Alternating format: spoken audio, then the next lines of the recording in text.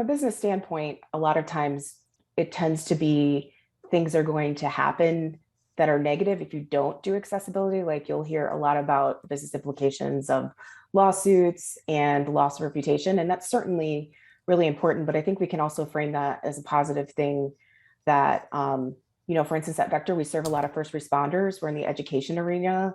And there's a lot of pride in the fact that we work for a company that's supporting people on the front lines that are serving our community. So our motto is safer, smarter, better.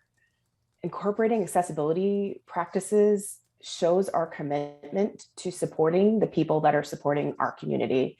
And that's, a positive way that it impacts our reputation and shows that we're making a commitment to including all people in our products. We also increase our reach and audience by allowing the most people to be able to access our products. Most people in accessibility have seen the numbers. You had mentioned them today, about 15% of the world population.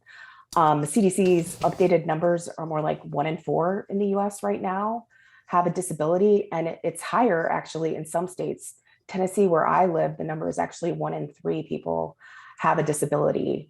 It makes sense that we should want to include those people. Like if from a strictly business standpoint, if you said, I have this thing that we can do, that would increase your reach to an additional 25% of the population. How can you as a business, that's a wonderful opportunity as a business, right? And so focusing on the things that it does, not just the negatives, I think are really important. The director of UX, obviously, have a big focus on the user experience, and I can't really separate good user experience from accessibility because they're intertwined, and accessibility improves the experience for everyone. Things like having ample contrast and easy to read text and large click areas make things easier for all people to use. And finally, I think the most obvious argument is that it's the right thing to do. I put this last because when you're in a business, obviously you need to make a profit. And if you ask upper management if they think we should improve our accessibility, the answer is, of course, yes, we should. But it's disingenuous to not acknowledge that there's a cost to doing that as well. And so things like taking engineers off of coding so they can learn how to write accessible code costs the company thousands of dollars in productivity. Paying for services like BPATs, converting our courses, et cetera, all has a cost. It's unfair to say that just because we're financial concerns that decision makers have that they don't support accessibility.